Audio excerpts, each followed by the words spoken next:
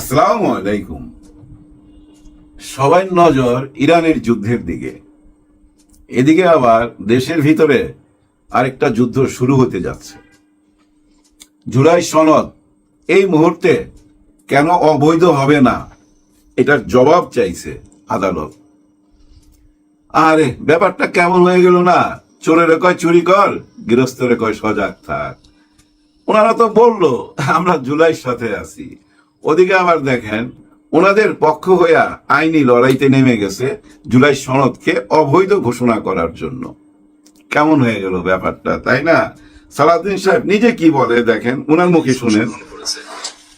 তাদেরকে আইনি সুরক্ষা দিতে হবে এবং সাংবিধানিক সুরক্ষা দিতে হবে। জুলাই জাতীয় সনদের আইনি স্বীকৃতি দিতে হবে, সাংবিধানিক স্বীকৃতি দিতে হবে।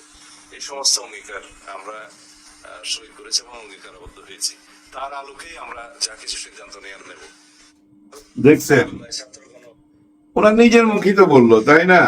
এবং ওনারা সবাই কিন্তু মেনে নিছে ব্যাপারটা, এটাই আমরা জানি। কিন্তু ভিতরে ভিতরে ওই যে চোরের কয় চুরি কর, গৃহস্থের কয় সজাগ থাক, এই চোরের কয় চুরি কর, গৃহস্থ সজাগ থাক, এইটুকু আমরা জানি। কিন্তু এর পরের টুক কি আমরা জানি? না, এর পরের টুক জানি না। এর পরের টুক কি জানেন?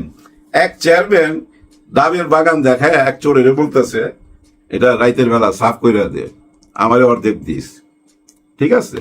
আবার গৃহস্থরা যায় বলছে, তোমার কিন্তু আজকে ডাব চুরি হয়ে যাবে, খুব সাবধান। মানে ভালো সাজতেছে, ওই চোরের ধরাই দিবে, সে ভালো সাজবে। গল্পটা কিন্তু এইটুকুই আমরা জানি। কিন্তু আসল ঘটনা কি জানেন? ওই চোর কিন্তু একা চুরি করতে যায় নাই, দুজন গেছে। একজন ডাব গাছে উঠছে, আরেকজন লুকায়া বৈশা রয়েছে। যখনই ডাব গাছে উঠছে, গৃহস্থ তো আগে থেকেই জানে চোর আসবে, তাড়াতাড়ি লাঠি টাঠি নিয়ে দৌড়ে আইসা টর্চ লাইট মারছে।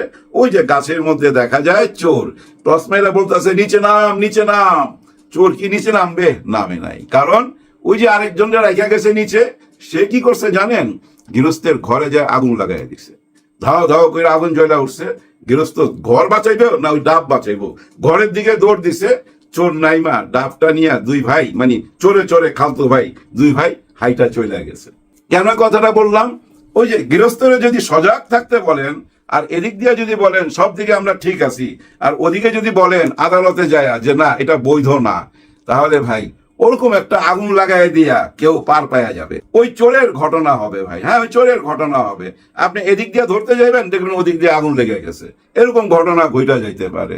এটা কোনো কথা হইলো? এইভাবে আপনারা অস্বীকার যাবেন, কেউ কল্পনাই করতে পারে নাই। আসলে হয়েছে কি জানেন?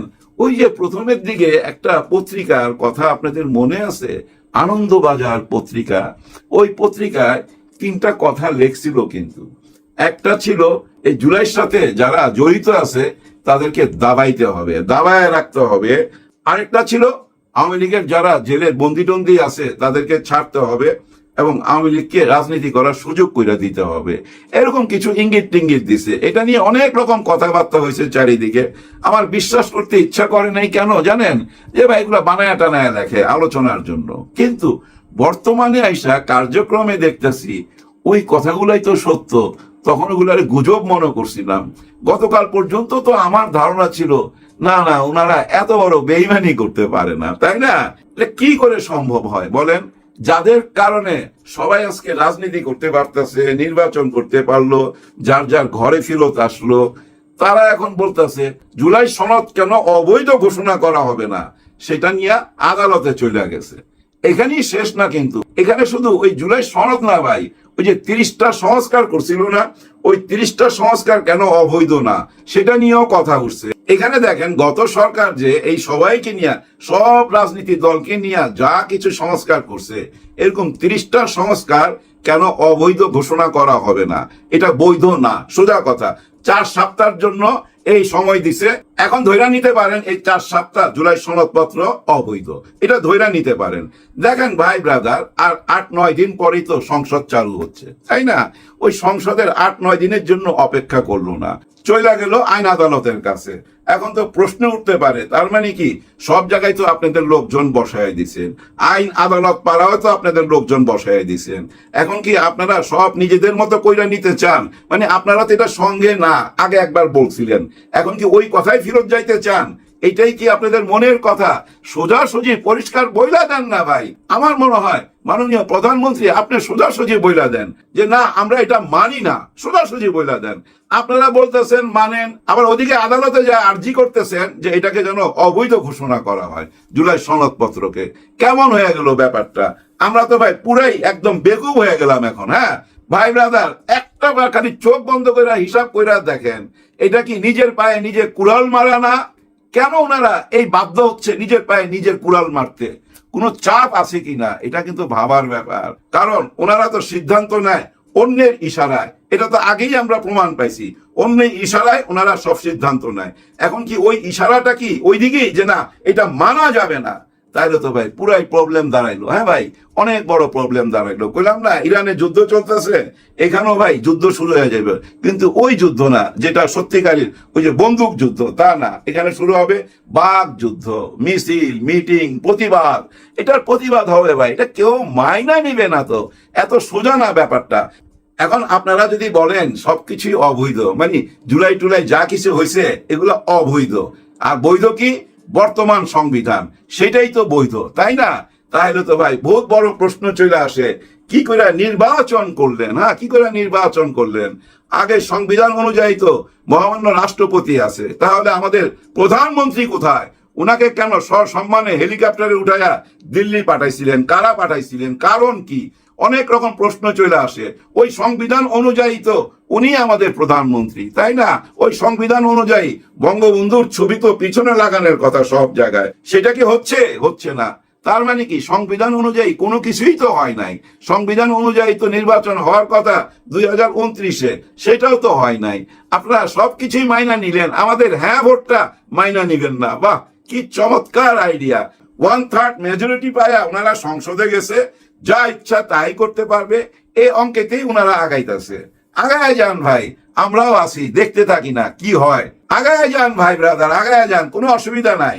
কিন্তু জুলাইকে অস্বীকার জায়গা আপনারা কতদূর আগায় যাইতে পারবেন সেটাই এখন দেখার ব্যাপার। আমরাও দেখতে চাই মহামান্য বিচারপতি কি রায় দেয়। হ্যাঁ, দেখতে চাই মহামান্য আদালত থেকে কি রায় আসে। দেখেন, এই যে মহামান্য রাষ্ট্রপতির সিগনেচার নিয়েই কিন্তু এই নির্বাচন হয়েছে, গণভোট হয়েছে। হ্যাঁ, হ্যাঁ ভোট, না ভোট, গণভোট এবং জাতীয় ভোট, তার আগে কিন্তু এই ছুপ্পু সাহেব সিগনেচার করছে। সবাই অনুমতি নিয়েই কিন্তু এই একসঙ্গে দুইটা ভোট হয়েছে। একটা মাইনা নিবেন আর একটা অবৈধ করে দিলে ভাই ওইটাও তো অবৈধ হয়ে যায়, বর্তমান সরকারও অবৈধ হয়ে যায়। আইনকে যদি আপনারা নিজের পক্ষে এইভাবে ব্যবহার করেন সেটা কিন্তু দৃষ্টিকটুর, দেখতে ভালো লাগবে না। গত সরকার কিন্তু ওই আইনকে ব্যবহার করেই কিন্তু রাতে উঠে নিয়ে যাইতো, বন্দি করে রাখতো, গায়েব করে দিত, এবং যা কিছু করছে আইন বানায়াই করছে। এবং যা কিছু করছে এই আইন আদালতকে ব্যবহার কইরা করছে, প্রশাসনকে ব্যবহার কইরা করছে, খাকি পোশাক ব্যবহার কইরা করছে, এই তো করছে। একই কাজ যদি আপনারা করেন তাহলে কি ভাই সুখে শান্তিতে দেশ চালাইতে পারবেন? না, সুখে শান্তিতে দেশ চালাইতে পারবেন না। ঈদের পরে, এটা তো সংযমের মাস, রোজার মাস, যার জন্য হয়তো সবাই চুপচাপ আছে। কিন্তু ঈদের পর কি চুপচাপ থাকবে? মনে হয় না ঈদের পর কে চুপচাপ থাকবে। আর 12 তারিখেই বোঝা যাবে সংসদে। হ্যাঁ, সংসদে প্রথম ভাষণ দেওয়ার কথা মহামান্য রাষ্ট্রপতির, দেখি না সে ভাষণ উনি দেয় কিনা, এবং উনি ওই ভাষণ দিলে বিরোধী দল মাইনা নেয় কিনা। দেখেন ভাই ব্রাদার, কি মজার ব্যাপার। আদালত বলতেছে জুলাইকে সামনে রেখে যেসব সংস্কার হয়েছে এগুলা সব অবৈধ ঘোষণা করতে হবে। কেন অবৈধ না এরকম একটা প্রশ্ন করছে আদালত। অথচ দেখেন ওনারা সরকারি দল বিরোধী দল থেকে ডেপুটি স্পিকার নেবার জন্য ওনারা ঘোষণা দিছে। দেখেন ওই সংস্কারের মধ্যে আছে তো বিরোধী দল থেকে ডেপুটি স্পিকার নিতে হবে, ওই সংস্কারের মধ্যে আছে তো।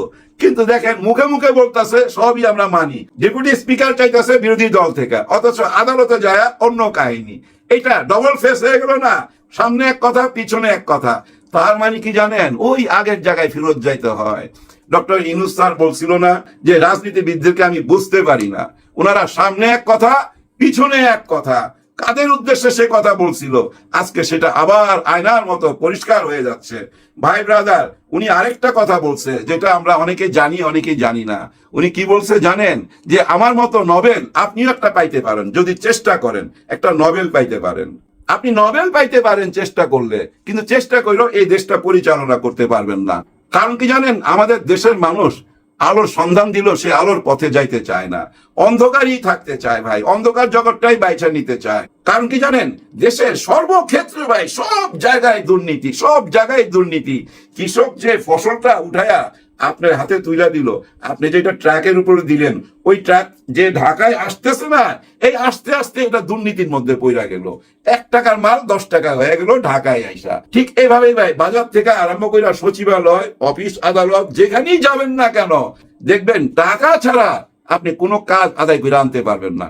দেশের যে কোনো সেক্টরে যান, আপনি তিতাসের বিল দিতে যান, কারেন্টের বিল দিতে যান, আপনি যে কোনো জায়গায় যান না কেন, এমনকি আপনি যদি ফ্যামিলি কার্ডও আনতে যান সেখানেও টাকা দিতে হয়। হ্যাঁ ভাই, ফ্যামিলি কার্ড আনতে গেলেও টাকা দিতে হয়। এরকমই তো দেখতেছি ফেসবুকে। আর এই ফ্যামিলি কার্ড নিয়ে কি কেলেঙ্কারি হয় একটা টাইমে আপনারা বুঝতে পারবেন।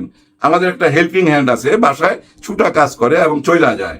গত 2 দিন যাবত আসে না, ফোনে বলছে ফ্যামিলি কার্ড নেবার জন্য দেশে চলে গেছে, কিন্তু আজকে জানাইছে 2 দিন পর, আজকে জানাইছে 2 দিন লাইনে দাঁড়ায় ছিল, এখনো পায় নাই। এখন ওইটা পায়া ঢাকায় আসবে। কি করবে মানুষ বলেন, গরিব মানুষ। ওই 2,500 টাকা তার জন্য অনেক বড় অঙ্কের টাকা, সেটার জন্য ওনারা ভোটও দিছে। 100 টাকায় 500 টাকায় তারা ভোট দেয় নাই। তারা মনে করছে 2,500 কইরা মাসে পামু, সারা জীবনই পামু, এটা যার জন্য ভোট দিছে। এখন দেখবেন এই ফ্যামিলি কার্ড নিয়ে অনেক কাহিনী বাইরে, যাই হোক, যত কাহিনী বাইর হোক, সবচেয়ে বড় কাহিনী কোনটা জানেন? জুলাই সনদপত্র। জুলাই সনদপত্রের কাহিনী দি এন্ড কিন্তু এখনো লেখা হয় নাই, এটা সবাই মাথায় রাখেন। দি এন্ড কিন্তু লেখা হয় নাই, সমাপ্ত হয় নাই, চলমান। কোথায় যায় দি এন্ড দেখা হয় সেটা দেখার অপেক্ষায়। সবার জন্য সবাই দোয়া করবেন। আল্লাহ হাফেজ।